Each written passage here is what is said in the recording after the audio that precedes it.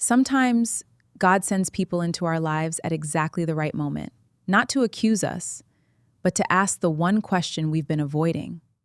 But accountability protects trust. Family is important, but clear agreements preserve Never relationships. mix family with business. Getting proper legal advice doesn't mean you must file a lawsuit. It simply helps you understand your rights. And the costing millions, you don't protect the relationship by avoiding professionals. You protect the relationship by involving Hello, them. beautiful people. Welcome back to where real life experiences become life-changing conversations. If this is your first time here, you're absolutely welcome. And if you're part of family, welcome home. And if you are yet to subscribe to our channels, kindly do so by clicking on the subscribe button. Now, I have an announcement. Today, for the very first time, I have officially retired. Retired? Already? We've only done 2 episodes. Relax. I mean, I've retired from reading today's story. Oh, I was already preparing my farewell speech. I thought this industry has finally frustrated somebody. No chance. Today's story, you're reading it. Who approved that decision? Management. Whose management? Me. Ah, so we've become a dictatorship. No elections, no constitution, just vibes. Exactly. And the citizens have no right of appeal. If you notice, I suddenly disappear future episodes. This particular story, Right. because halfway through reading it, I became emotional. I'll admit, when I first read this submission, I actually closed my laptop for a few minutes. Not because it was unbelievable, but because I kept asking myself one question. When the person who betrays you is the one you trusted the most? Today's story isn't just about money. It isn't even just about family. It's about trust, distance, sacrifice, and why good intentions should never replace accountability. If you're living outside your home country, or you're planning to invest back home someday, please don't skip this episode. Because one decision could save you years of heartbreak. Listener said, "Good evening, Becoming Podcast. I'm writing this with a heavy heart, not because I lost money. Money can be earned again. I'm writing because I lost something much harder place. I lost trust in my own brother." 7 years ago, like many young Nigerians, I wasn't chasing luxury, I was chasing opportunity. The first few months were brutal. I worked in a warehouse during the day, cleaned offices at night, delivered parcels on weekends, and whenever I finished one shift, another one was waiting. There were nights I slept for only 3 hours, not because anyone forced me, but because I had a dream.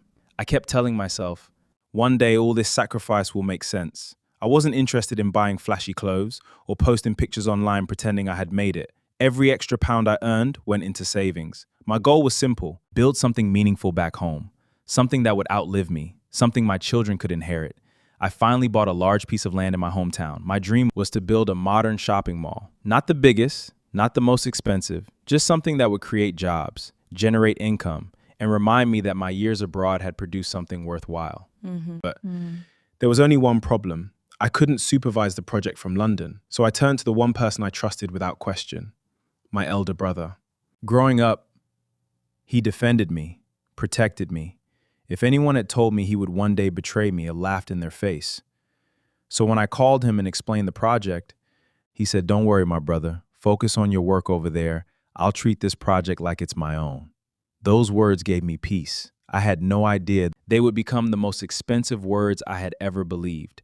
I made the first transfer, which was not huge. I wanted to test how everything would go. A few weeks later, my brother called me. He sounded excited. "We've cleared the land. The surveyors have finished their work. The engineer says we're ready for the foundation." I was smiling throughout the call. It finally felt real. A few days later, my phone buzzed. He had sent about 15 photographs. Workers standing on the land, construction materials neatly arranged, steel reinforcement bars, cement bags, a small bulldozer parked in one corner. You know what makes this painful? Nothing about that sounds suspicious. If my own siblings sent me updates like that, I'd probably react the same way. Exactly. That's what betrayal often looks like. It doesn't begin with obvious lies. It begins with confidence, with familiarity, with someone making you feel safe. Let's continue. Everything looked exactly how I imagined it. I immediately called him. "This is beautiful," I said. He laughed and replied, My brother, just keep sending the money. Leave the stress to me." And I did. Without hesitation. Months turned into a year. The updates kept coming. Every time I received new pictures, there seemed to be progress. Foundation completed, column standing, blockwork started, roof trusses delivered. Every stage looked believable. Whenever I asked questions, he always had answers. Whenever I requested receipts, he sent them. Looking back now, some were probably fake. Others may have belonged to completely different projects. But at that time, I had no reason to doubt him. About 18 months into the project, little things started bothering me. Nothing major, just small inconsistencies. For example, one day he told me the roofing had started. A week later, the next picture still showed only block work. I asked him about it. He quickly replied, "Those are older pictures." That sounded reasonable, so I accepted it. Another time, he mentioned that the rainy season had slowed everything down. A few weeks later, he told me construction was progressing rapidly. Again, I didn't question it, because once you've trusted someone for years, you naturally explain away the inconsistencies. That's actually how many scams happen. Not just family scams, investment scams, online scams, romance scams. People don't ignore all the warning signs. They explain them away one after another. Exactly. Trust makes excuses that logic normally wouldn't. Back to the story. Then one evening, I asked him something I'd never asked before. "Can we do a live video call from the site?" There was silence. Then he laughed, "It's terrible here," and said, "Network is terrible here." I said, "No problem. Let's try tomorrow." Tomorrow came, nothing. The following week, I asked again, another excuse. The engineer isn't around. Next month, workers have gone home. Another week, I'm traveling. Every excuse sounded reasonable on its own. But together, That's interesting. One excuse isn't suspicious. Two, maybe. 10, now you're dealing with a pattern. One Saturday after work, I met a Nigerian friend for lunch in Birmingham. We started home. I proudly told him about my shopping mall. He smiled, then asked one question, just one. "Have you ever seen it yourself?" I laughed. I said, "Nah. But my brother sends me pictures every month. Pictures don't build malls." Pictures don't build malls. Bro, technology has changed. People can fake almost anything now. Then he told me about someone who lost money after trusting edited construction photos. I went home that evening, and for the first time in 3 years, I couldn't sleep. Sometimes God sends people into our lives at exactly the right moment, not to accuse us, but to ask the one question we've been avoiding. Back to the story. That conversation planted a seed of doubt. Not because I stopped trusting my brother overnight, but because I realized trust without accountability Can become very expensive. 3 days later, I booked the next available flight to Nigeria. I didn't tell my brother, I didn't tell anyone. I wanted to surprise him. Little did I know, the biggest surprise was waiting for me. The flight from London to Lagos felt longer than usual, not because there was a delay, but because my mind wouldn't stop thinking. Part of me believed I was overreacting. Pictures don't build malls. I landed in Lagos on a Thursday morning. I greeted immigration officers, collected my luggage, walked outside my face. For a moment, it felt one mission: find out the truth. I switched on my Nigerian phone. Immediately, messages started pouring in. Friends, old classmates. But there was one person I deliberately didn't call, my brother. I wanted him to believe I was still in London. I booked a hotel, dropped my bags, took a shower, changed clothes. Then I located the exact address my brother had been sending every progress report on my Everything phone. Matched. Same coordinates, same land documents, same location. I requested a ride. The driver arrived 20 minutes later. As we drove, I couldn't stop smiling. I was already imagining the future. The grand opening ceremony, children running around the shopping complex, small business owners renting shops, people saying, "This mall belongs to that young man who traveled abroad and never forgot home." I even imagined calling my brother afterwards, giving him a hug, thanking him for taking care of everything. That's how much I trusted him. The closer we got, the more excited I became. The driver slowed down. He looked at his phone, then looked outside. He said, "Sir, we've arrived." I looked through the window. I frowned. I checked Google Maps again. Maybe we had stopped too early. No, the location was correct. I stepped out of the vehicle, looked left, walked around. Then it finally hit me. There was no construction worker, no cement, not even one block, just wild grass, bushes, and an empty piece of land, reduced to silence. No, that's impossible. After 3 years? Not even the foundation? I stood there for almost 10 minutes, trying to convince myself maybe I had made a mistake. Maybe there were 2 plots with similar addresses. Maybe Google Maps was wrong. Maybe I kept venting excuses. Across the road, there was an elderly man sitting under a tree. He looked like he'd lived there for years. I greeted him respectfully. Then I asked, "Good afternoon, sir. Please, has anyone been constructing a shopping mall on this land?" He looked at me, then looked at the land, then looked back at me.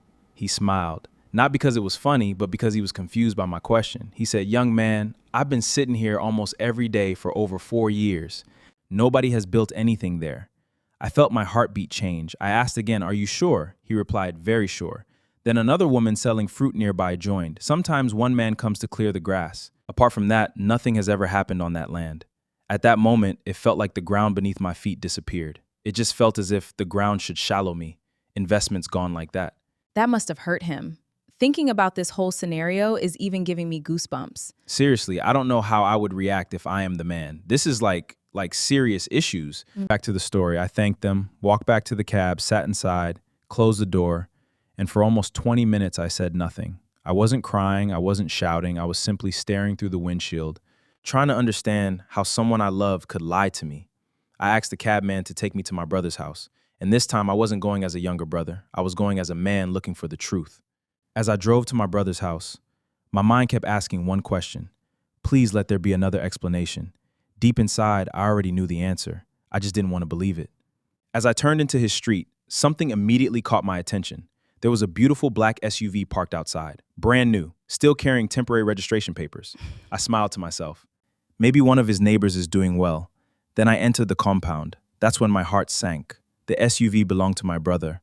The house looked completely different. Fresh paint, new roofing, outdoor security cameras, beautiful paving stones, expensive flower pots. Then one painful thought entered my mind.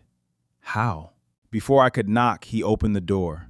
The moment he saw me, his smile disappeared. He wasn't expecting me. The first thing he said wasn't, "Welcome home." It wasn't, "How was your journey?" Instead, he said, "You should have told me you were coming." Immediately, I knew. That statement said it all. But let's continue the story. He invited me inside, offered me water, offered me food, asked about London, asked about work. He was trying very hard to avoid the real conversation. Finally, I interrupted him. I said, "Let's go to the mall." Silence, complete silence. He looked at me. I looked back at him. Then I repeated myself, "Let's go and inspect the project." He swallowed hard, then quietly said, "There's something I need to explain." That sentence changed everything. Because once someone says, he lowered his head, covered his face with both hands. Honestly, that caught me off guard. For a few seconds, I almost felt sorry for him. He said, "I'm sorry. I never planned for this to happen. The first money you sent, I borrowed some of it. I intended to replace it before you noticed. Then another problem came, another expense, another emergency. Each month, he took a little more until there was nothing left." I asked him, "What about all those pictures?" He couldn't even look me in the eye. He admitted, "Some of the construction pictures came from other projects. Some were edited, some had dates removed. Others were created using AI image tools. Whenever I asked for updates, he'd simply create another fake progress report." That was when I realized something. He wasn't just lying anymore. He had become comfortable lying.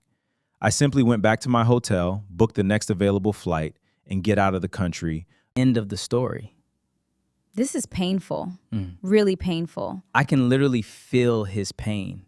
But he might to speak with the brother again, and the brother had loose future opportunities. But I still want to say something. Right. I understand why he trusted his brother.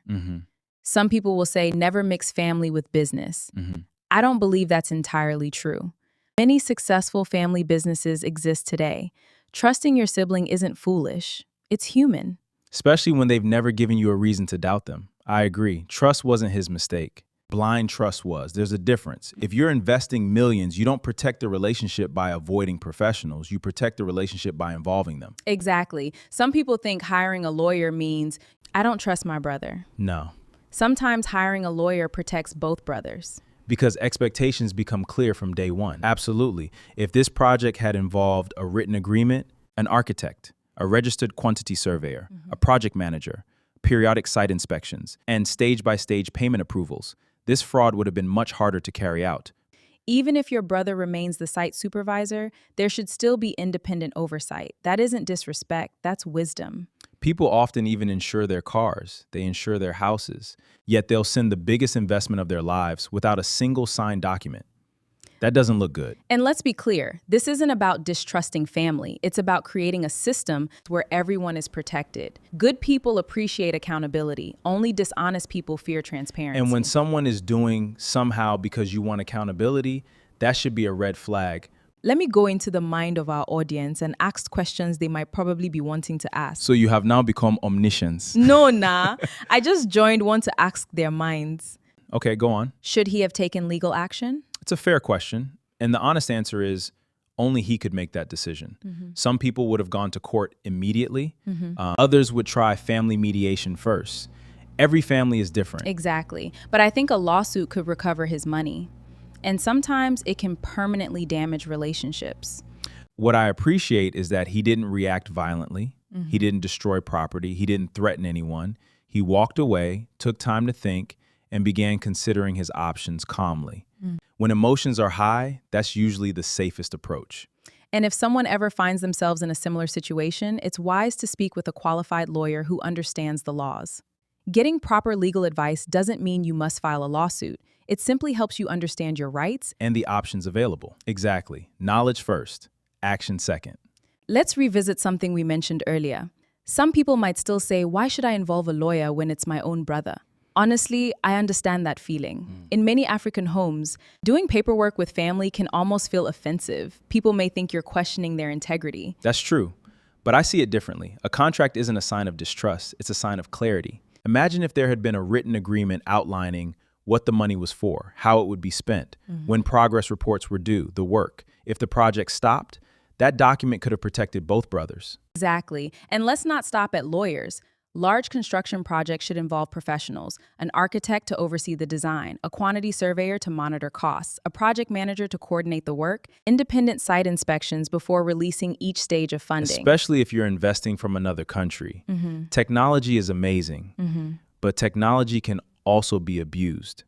Pictures can be edited, videos can be manipulated, artificial intelligence can create convincing images. That's why independent verification is so important. And here's another practical lesson. One continuous shot, never send all the money at once. Release funds in stages, only after verified progress. That's not being suspicious, that's responsible project management.